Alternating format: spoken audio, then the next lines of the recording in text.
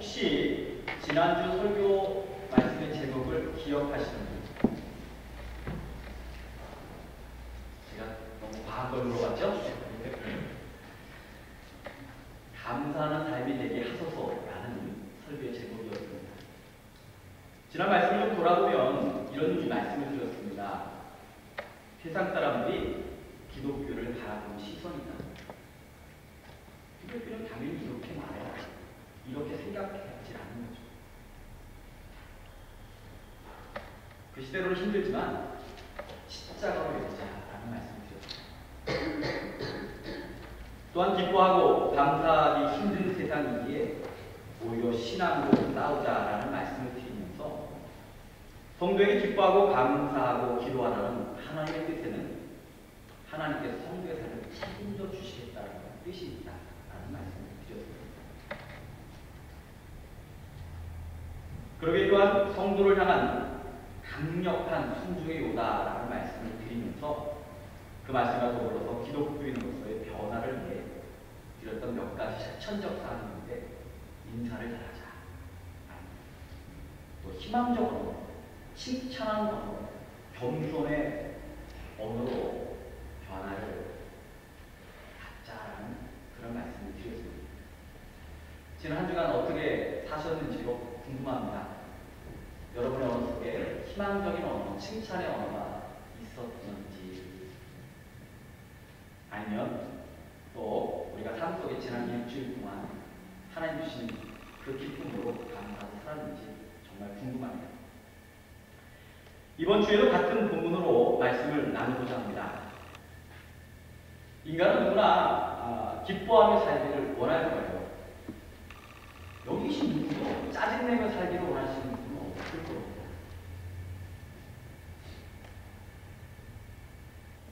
화내며 살기를 원하시는 분은 없을 거예요.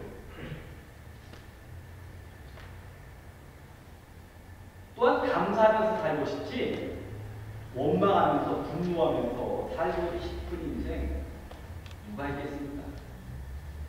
그런 사람이라면 뭔가 심각한 멘탈 트러블을 가지고 있는 사람이겠죠. 정상적인 사람들은 웃으면서 행복해하면서 감사하면서 격려하면서 그렇게 살고 싶을 겁니다. 그런데 문제는 내 마음대로 되지 않는 사람이라는 겁니다.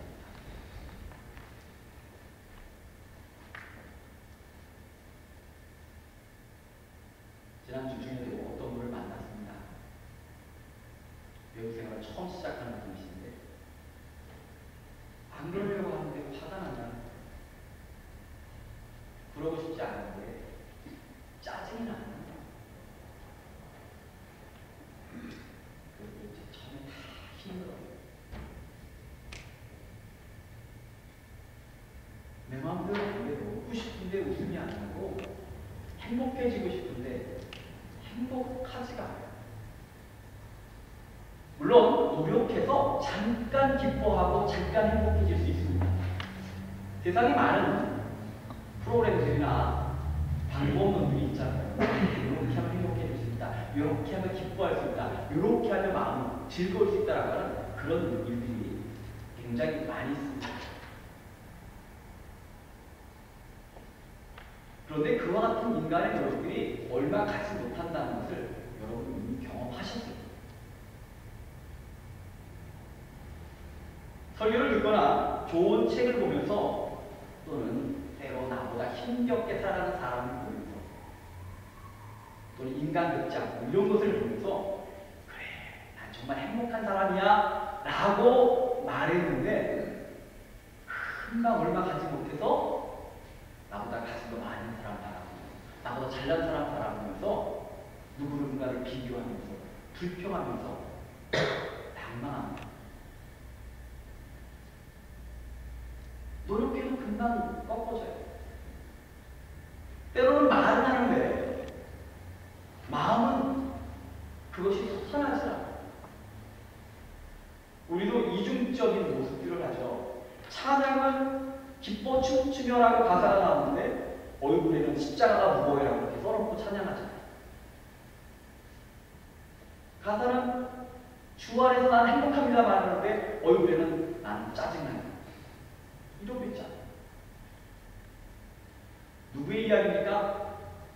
한번 자신의 가슴을 치면서 이렇게 해봅시다. 바로 접니다. 해보세요. 이거 다 어디예요? 다시 한번 해봅시다. 바로 접니다. 사이 저는 그럴 때가 있고 여러분도 그러실 거예요. 누구 얘기가 아니라 저희들의 얘기예요. 그래서 저는 이런 질문을 했습니다. 사람은 왜 그럴까? 사람은 왜 그럴까? 때로는 나는 왜 그럴까?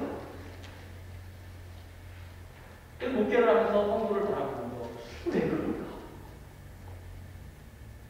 얼마나 가진 게 많은데, 얼마나 행복한 인생인데 왜 그렇게 많아? 왜 그럴까라고 하는 질문을 던지고 제가 나름 해답을 찾다 보니까 결국 인간의 근본 문제를 나는 성경으로 향하게 됩니다. 성경에서 답변을 찾아봤습니다. 태초에 하나님께서 인간을 창조하셨죠. 아담과 하와를 만드셨습니다. 하나님께서 만드신 에덴 동산에서 그들은 날마다 기뻤을 거예요. 먹을 걱정을 했겠어요. 다 먹고 나서 춥지도 덥지도 않았고 짐승들도 그들을 해하지 않았어요. 맹수들과 같이 어울려 지냈습니다. 그 무엇보다 그들을 지신 하나님과 함께 살았어요. 날마다 좋은 거예요. 날마다 기쁜 거예요. 그런데 어느 날 사탄이 그들의 마음을 찾아와서 말하기 시작합니다.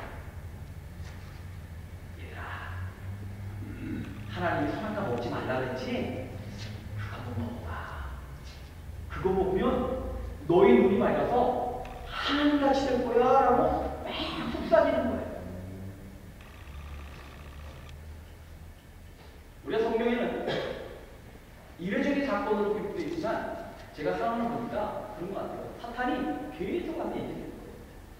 야, 먹어봐. 그거 먹으면 하나님처럼 된다니까. 이 눈이 밝아진다는 건 영안이 열린다는 거고 신적인 능력을 얻는다. 자꾸 말하니까 아담과 하와가 이전에는 사탄을 만나기 전에 그 음성을 듣기 전에는 부족함을 느끼지 못했던 인생이었는데 갑자기 그 사탄의 유혹이 마음을 침범하고 마음을 이렇게 덮기 시작하니까 뭔가 부족함을 느끼기 시작해요. 눈이 우리가 밟지 못했네. 다 먹을 게 있었는데 우리가 먹지 못하는 게 있네. 다 할 수 있는데 하나님이 하지 말라는 게 있네.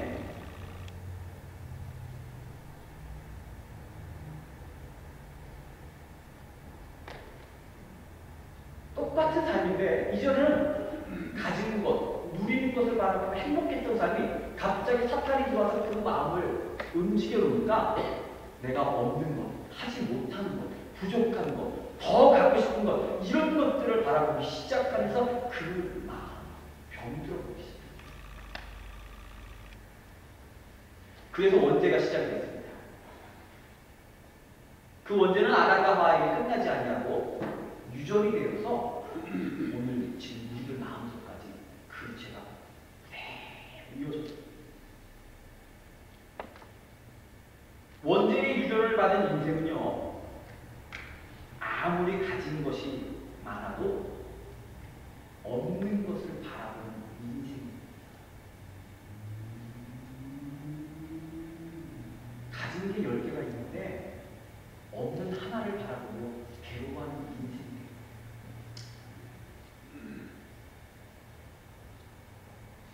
처음에는 집만 있어도 좋겠다고 행복했던 인생이 이제는 냉장고는 이걸 뭐라고 하죠? 양문으로 여는 냉장고가 되지 않으면 행복해지지 않기 시작해요.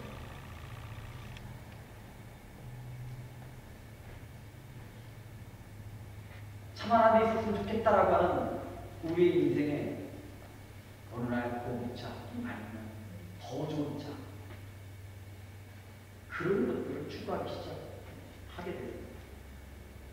다시 말하면 있는 것보다는 없는 것을 바라보며 그것을 붙들고 괴로워하고 그것 때문에 힘들어하는 인생이 원죄인의 사람에게 나타나게 되면서 더 갖기 위해 몸부림치고 그것 때문에 불편해하고 불평하는 인생, 기뻐할 수 없는 인생이 우리의 삶입니다. 데살로니가전서 5장 16절 18절의 말씀을 읽었습니다. 오늘날 이 말씀이 이전까지 저도 뵀던 것 같아요. 그냥 실천적인 이야기, 약간 도덕적인 이야기,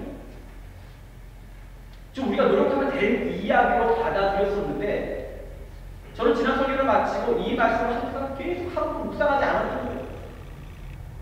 이 말씀을 대하는데 자꾸만 그런 쪽의 문제로 파고 들어가는 거예요. 왜 나도 힘들게 살고 싶은데, 나도 맨날 먹고 싶은데 왜 그럴까? 나도 맨날 감사하게 살고 싶은데, 있는 것을 바라보고 행복해하고 싶은데 왜 그럴까라고 하는 질문을 던지는 가운데 제가 내린 결론은 이거는 단순하게 실천적인 이야기가 아니에요. 인생의 근본적인 질문, 문제에 대해서 성경은 우리에게 지금 말하고 있는 거예요. 한마디로 삐뚤어진 인생.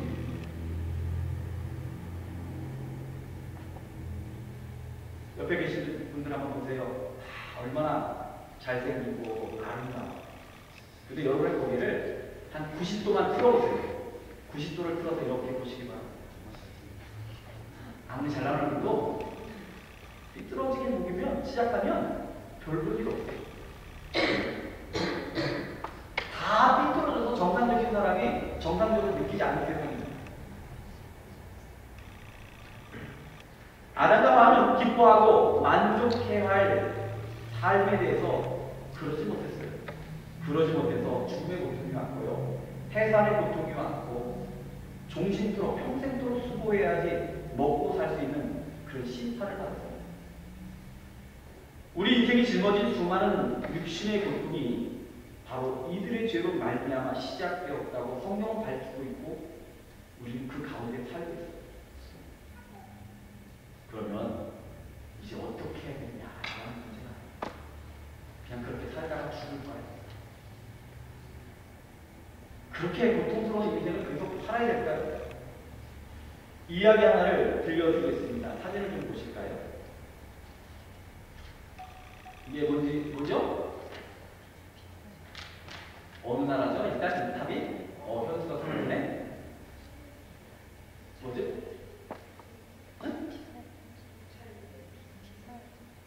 잘 안 들려서 크게 해주세요. 이탈리아. 어느 지역이 있죠? 예, 토스카나라고 하는 지역이에요. 피사의 카타리아라고 사진. 혹시 가보신 분 계신가요? 가봐서 당당하네요. 떠나서 가보지도 못한 사람이 이런 얘기도 죄송합니다. 이 탑은 공사를 시작한 지 176년 만에 완공이 됐어요. 공사 시작한 지 176년 만에 1350년에 완공을 했는데 176년 만에 완공될 때부터 이미 1.4m가 기울어져 있어요. 그러니까 거의 1년에 1mm씩 기울기 시작합니다. 원인을 몰랐어요. 왜 이렇게 기울어질까? 그러다가 19세기 들어서 이제 과학이 발전하고 기술이 발전하면서 알게 됐는데 이 지대가 해안지대의 모래와 전투로 이루어지다 보니까 기반이 약해가지고 그 하중을 이기지 못하고 탑이 자꾸만 기울어지는 거예요. 19세기 원인이 밝혀졌는데 이탈리아 정부가 이 탑을 고치지 않았습니다. 고치지 않은 이유는요, 관광객들이 와서 돈을 쓰기 때문에 돈 때문에 고치지 않아요. 우리 인생에 굉장히 그런 게 많아요. 분명히 잘못된 건데 잘못된 것인 줄 알면서도 당장의 이득 때문에 보지 못하는 일이 얼마나 많죠. 그러다가 1989년에 이탈리아 정부가 드디어 공사를 시작했습니다. 관광객들을 못 오게 했고요. 공사를 시작했습니다. 왜냐하면 기울어지기 시작하다가 이제는 더 이상 탑이 무너지게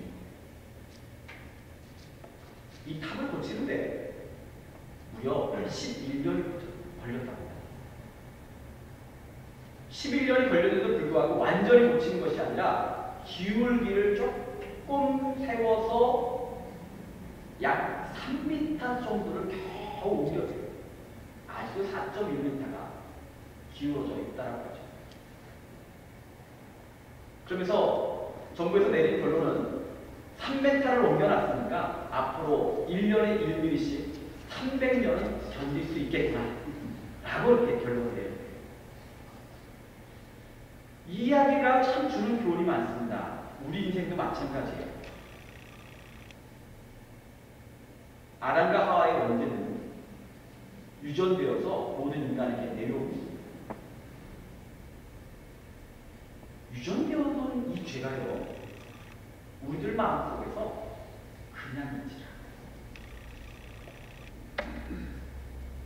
그냥 있지라.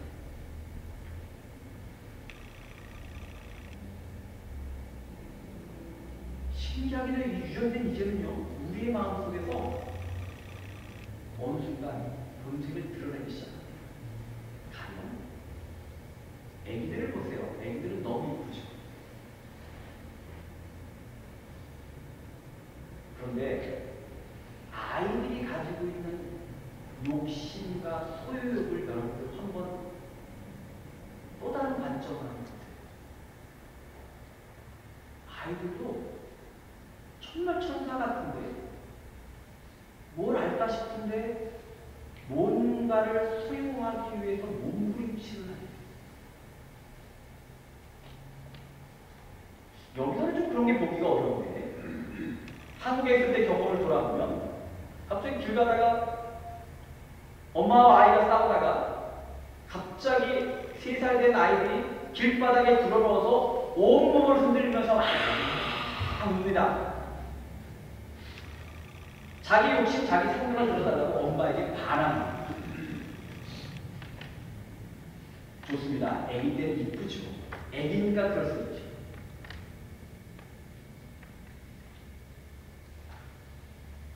근데 그 마음이요,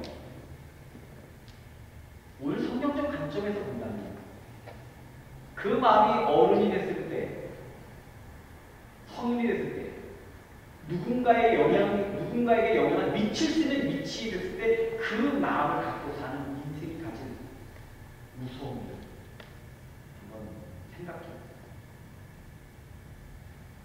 자기 뜻이 이루어지지 않으면 막 물을 치고 누군가를 괴롭히고 누군가를 힘들게 하고 누군가를 핍박하고 집 발바에 성을 풀리는 인생의 이야기가 이미 아이들 문제에 이미 나타나고 있다. 때로는 자기 실수라고 지나칠 수 있습니다. 그럴 수 있지라고 말하는 그 이면을 살펴보니까 원죄 때 지은 그 죄악들이 우리 삶 속에서 아주 조금씩 꿈틀대고 커지고 있다.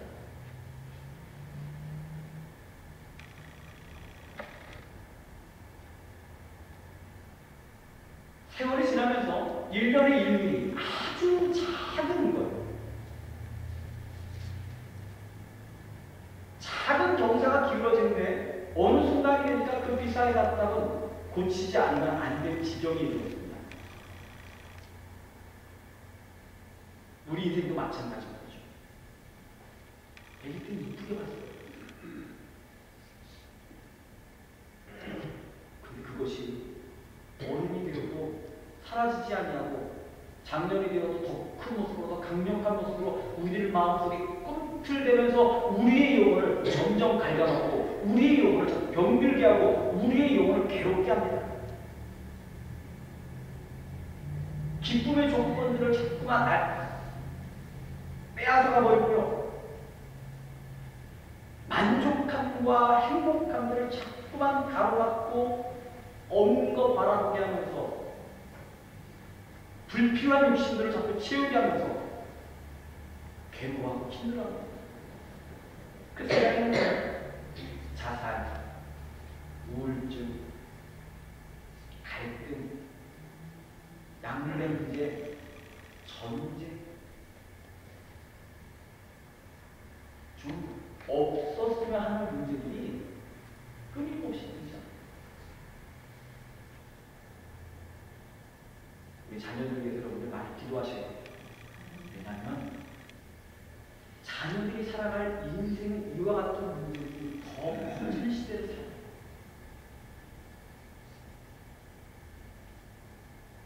저희가 살았던 시절보다 자녀들이 살아갈 인생은요, 이런 수많은 유혹들이 더 많은 시절을 살아요. 양분의 문제라든지 자살의 문제라든지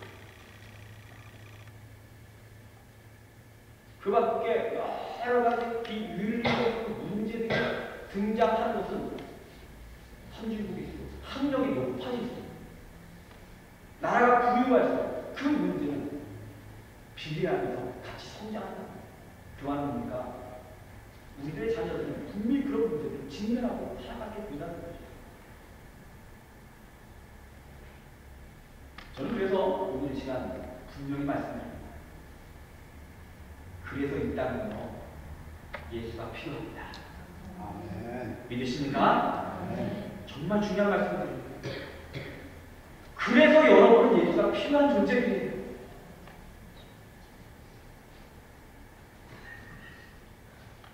예수께서 이 땅에서 성육신하여서 죽어가는 인생을 위해 주신 복음의 능력이 가벼우십니다. 예수 만난 사람들, 복음을 경험한 사람들의 이야기가 성경에 기록되어 있는데 저는 그 중에서도 삭개오라는 사람을 굉장히 좋아합니다. 예수 만나 변화된 사람들 중에 최고의 사람이 바로 삭개오. 누가복음 19장을 보면 삭개오가 나와요. 성경에 보면 그는 키가 매우 작았다고 합니다. 키가 작아서 그는 예수님을 보기 위해서 나무 위에 올라갈 만큼 그랬던 사람. 그러나 반대로 그가 가진 사회적인 포지션은 유대인임에도 불구하고 여리고 지역의 세금 관련 업무를 총괄하는 세리장이었다고 합니다.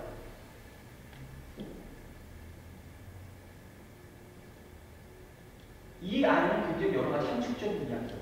한번 생각해보세요. 유대인으로서 세리장이 되기까지 그는 얼마나 각고의 노력을 했습니까? 남자로서 군중팀에 들어가지 못할 만큼의 신장을 가지고 살아가는 그의 인생이 얼마나 치열하게 살았을까? 그는 그 자신의 지금 현재를 얻기 위해서 얼마나 몸부림치며 살았을까? 얼마나 힘들었을까? 얼마나 많이 괴로웠을까? 그런데 진짜 문제는 그게 아니에요. 그 포지션을 얻기까지, 그 재물을 얻기까지, 많은 것을 얻기까지 그는 정말로 목숨을 걸고 일했고 목숨을 걸고 살았고 최선을 다했고 성공했다라고 타이틀을 얻었는데 그 자리에 갔는데 진짜 문제는 그가 행복하지 못하다는 것을 문제가 있어요.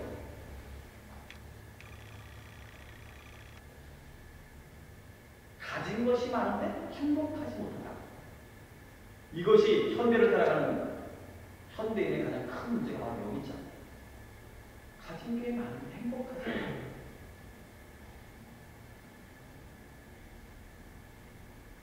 이 부분은 원죄의 이야기로 합니다. 가진 것이 많아도 없는 것을 바라고 원했던 원죄의 모습이 오늘 현대인이 갖는 가장 큰 문제의 원인이라는 거예요. 그런 그가 예수님을 만났습니다. 그냥 만난 게 아니라 너무 보고 싶었어요.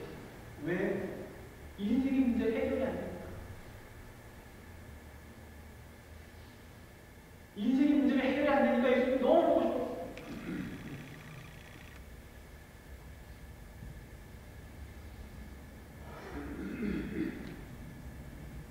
그 예수님이 너무 보고 싶었는데 그분을 만나면 좀 내가 이 풀리지 않는 문제가 해결을 좀 받을 수 있을까? 내가 좀 그분을 좀 만나면 내 마음의 콤플렉스, 뭔가 마음에서 상처, 트라우마가 해결하고 있을까라는 마음이 그로 하여금 나무로 그 나이에 그 사회의 포지션에 나무로 올라가고 그 마음이 예수를 만날 수 있는 길이 돼요. 저는 오늘 여러분에게 묻고 싶어요. 오늘 어떤 마음으로 정말 예수를 만나고 싶어서 달려오셨나요? 그냥 와서 앉아있으면 우리가 예수를 만날 것 같죠? 삭개오의 마음이 오시면 예수를 만날 수가 없어요. 내가 정말 인생의 문제를 해결하고 싶은 그 간절한 욕심에 예수를 만날 수가 없어요. 나무에 올라갈 만큼의 열정에서 예수를 만날 수가 없어요.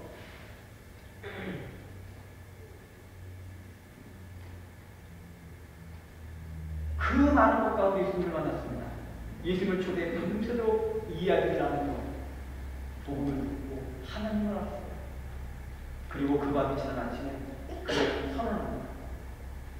자신이 가진 소유의 절반을 가난한 사람들에게 나눠 주겠노라고 선언합니다. 누군가의 것을 빼앗은 일이 있으면 4배나 갚겠다고 선언합니다. 한번 생각해 보세요. 갑자기 하룻밤 사이에 삭개오의 재산이 늘어났어요. 전날이나 오늘 그의 재산은 동일합니다. 그가 가진 육적인 것들은 아무것도 변할 것이 없습니다. 갑자기 집값이 오른 것도 아니에요. 그런데 그 인색하고 움켜잡고 남들 것을 빼앗던 그 인생이 갑자기 넉넉해지기 시작해요. 자기의 절반을 다 나눠서 아깝지 않다는 거예요. 변한 건 아무것도 없고 재산도 상황도 변한 건 아무것도 없는데 바뀐 게 있다면 다른 것입니다. 삭개오의 존재감이 회복돼요. 원죄 속에서 상처와 콤플렉스로 가득한 인생을 살면서 세상을 원망하고 주변인들을 원망하고 자기를 왕따시키고 상대하지 않는 사람들을 바라보면서 저까지 하는 욕하며 그렇게 살았던 그 인생이 예수 만나 복음을 마음에 품으니까 그 인생이 행복해지기 시작해요. 돈으로 행복해지길 원했던 인생이 복음으로 말미암아 행복을 느끼기 시작했다는 거예요. 돈보다 더 좋고 행복한 것을 그는 발견했습니다. 그의 존재가 어떤지를 알기 시작합니다. 세상 사람 다 너를 어떻게 생각할지 모르겠지만 하나님 너를 정말로 사랑합니다. 세상에서 우리를 보잘것없는 존재일지도 모르지만 하나님은 언제나 내 편이에요. 내 인생을 책임지실 거예요. 그분은 내가 말씀할 때마다 내가 기도할 때마다 길을 열고 쫓겨 세우시고 내 기도를 들으시고 내 삶이 잘 되기를 원하시고 복되기를 원하시고 때로는 내가 정말 부르시면 내 삶을 향해서 기적을 일으키시고 역사하시는 주님. 복음을 하는 순간 그 삭개오는 물질로 소리가 없었던 하나님을 만나기 시작했던 거예요. 하나님을 만났더니 그 존재가 얼마나 귀한 존재인지를 알기 시작해요. 사랑하는 성도 여러분, 예수 안에서 하나님 만나시기를 축원합니다. 하나님 만나면 내가 존재가 달라지는 거예요. 상황은 똑같은데 존재가 변하는 거예요. 선포하는 삭개오의 얼굴을 상상해 보세요. 인상 쓰면서 치료했을까요?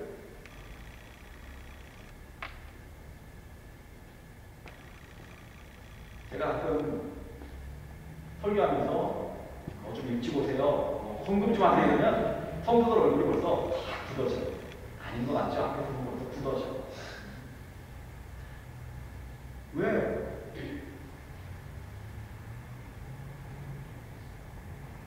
내 것이라고 생각하니까 굳어지는 거예요. 가진 것보다 없는 게 보이니까 내가 굳어지는 거예요. 근데 삭개오는 오늘 이 시간 내 속에 절반을 나눠주겠다라고 선언하는 그 순간 그 얼굴을 상상해보세요. 눈을 감고 상상해보세요. 저는 설교를 준비하면서 그 삭개오 얼굴을 좀 상상해봤어요. 그 얼굴에 천사와 같은 모습으로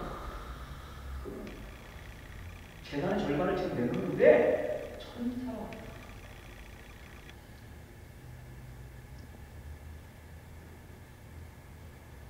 진짜 있었던 일입니다. 어떤 교회 목사님이 건축을 앞두고 있는데 그 교회에 아주 돈이 많은 집사님이 우리 집사 이번에 건축하는데 1억만 헌금해. 어지간하면 안이 나와야 되는데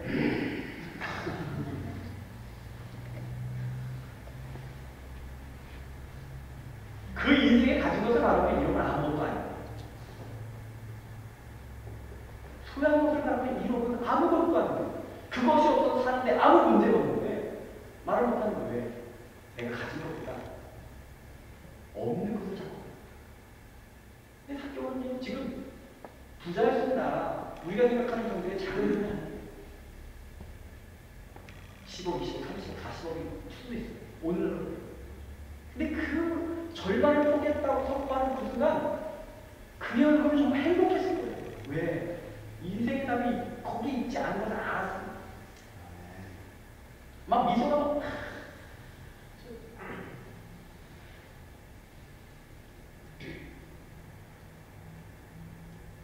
믿는 자는요 그런 얼굴이 돼야 돼요. 그냥 내가 하나님 마음 있다는 것만으로도 그 얼굴에 미소가 이렇게 그냥 웃는 얼굴이 돼요. 서로를 바라봅시다. 웃는 얼굴이신가? 예수 안에서 웃어봅시다. 예수 안에서 웃어봅시다. 이게 복음을 만나면 사람이 넉넉해지는 거예요. 이런 얘기하면 잔소리겠지만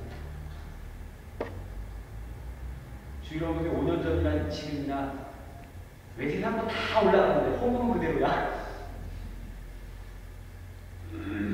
밥값도 올라가고 등록금도 올라가고 다 올라가는데 하나님께서는 10년 전이나 지금이나 똑같아요.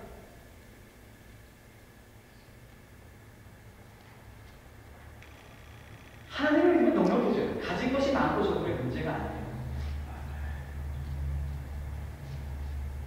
개인적으로 고백을 좀 할게요. 이런 얘기가 어떻게 될지 모르겠지만 여기 재정을 보시는 장로님도 계시고 집사님도 계시니까 저는 1년을 지내면서 제가 허무한 금액을 놀래요. 제 삶에 제가 가진 하나님 처지 속에서 내가 이걸 드릴 수 있을까 싶을 만큼의 금액을 드리는데 전 언제나 드려왔어요.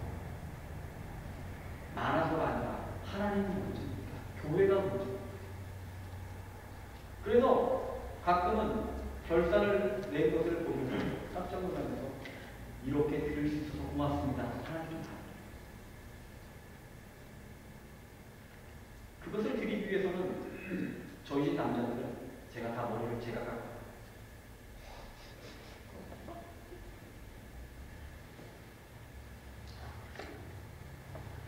뭔가 내가 희생하고 아낄 수 있는 것이 있으므로 내가 남아서가 아니라 쓸 수 있는 거예요. 왜? 가진 게 많아요. 제게는 성교회가 있고 여러분이 있고 하나님이 있고 살 집이 있고 타고 다니는 차가 있고 두 아들이 있고 가진 것을 말하고는 내가 그렇게 변한다. 예수님을 영접하세요. 그분의 보혈로 원죄를 씻고 하나님의 품에 안겨보세요. 그러면요 감사하려고 해서 감사하는 게 아니라 기뻐하려고 해서 기뻐하는 게 아니라 그냥 즐겁고 행복해져요. 아멘. 이것이 없는 상태에서 내가 기쁘려고 해서 기쁨을 살 수가 없어요. 감사하려고 해서 할 수가 없어요. 근본적인 인생의 근본적인 문제가 해결이 되지 않았기 때문에 복음의 능력이 우리 삶에 구체적으로 들어오지 않으면 그것이 해결될 수 없는 거예요. 우리 죄를 사하시고 하나님의 자녀가 되는 길을 여신 예수의 복음이 여러분의 영혼을 키울 때, 여러분의 영혼을 특히 덮을 때만 가능한 거예요.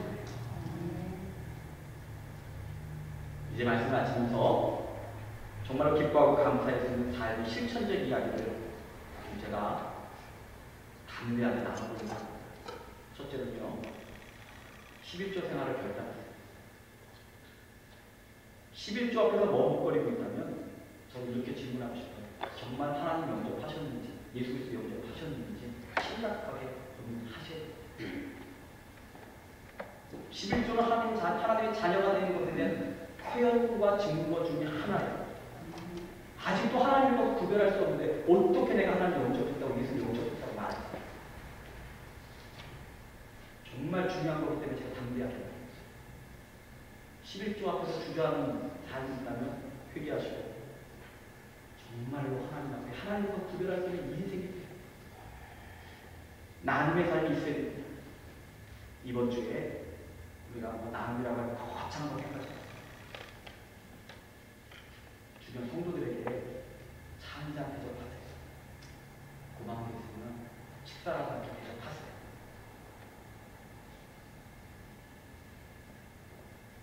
하나님을 사랑하는 마음이 풍성해지면 넉넉해지고 나누고 그 사랑으로 누군가를 사랑합니다. 차 한 잔, 식사 한 끼를 대접할 수 있는 그 마음이 성도들에게 언제나 있어요. 세 번째로 찬양할 때 기쁨과 감동이 터져 나와야 돼요. 찬양은 사랑의 표현입니다. 건강한 영혼은 하나님을 사랑하는 표현에 인색함이 사라져요. 사랑하지 않는 게 표현하지 않아요. 여러분이 첫사랑을 생각해요. 얼마나 사랑하고 싶어요? 얼마나 표현하고 싶어요? 얼마나 함께하고 싶어요? 얼마나 교제하고 싶어요? 뭐 가는 발걸음이, 만나러 가는 발걸음이 얼마나 설레였던가. 저는 그래서 어떻게 예배 시간에 늦을 수 있을까? 그 설레는 발걸음이 어떻게 지체될 수 있을까라는 질문을 듭니다. 마지막으로 우리 예배 후 미인 대칭합시다. 미인 대칭은 뭡니다? 미소로 인사, 대화로 칭찬하자. 따라하겠습니다. 미소로 인사하고, 대화로 칭찬하자. 아멘. 하나님이 주신 삶의 편이 이렇게 일어나요. 기도하겠습니다. 전능하신 주여, 자비하신 주여, 오늘 우리가 기뻐하고 행복해하고 즐거워하려고 했지만 그러지 못했던 이유를 말씀을 통해서 살펴봤습니다. 우리 예수를 만나고 복음을 받아들이며 우리 인생의 근본적인 문제가 해결받는 시간 되기를 간절히 원합니다. 삭개오가 변화되었듯이 우리도 변화되게 하옵소서. 삭개오가 인생의 정말 참된 행복이 무엇인지를 깨닫듯이 오늘도 말씀을 듣는 저희들 예수 만났의 인생, 우리 예수 만난 존재의 행복이 저희 가운데 있도록 축복하여 주옵소서. 저희들의 마음을 오늘도 굽어 살피셔서 강하게 역사하시고 강하게 축복하시고 변화시켜 주실 것을 믿사옵고 이 모든 말씀 우리를 원하신 예수 그리스도의 이름으로 기도드렸사옵나이다. 아멘. 함께 찬양.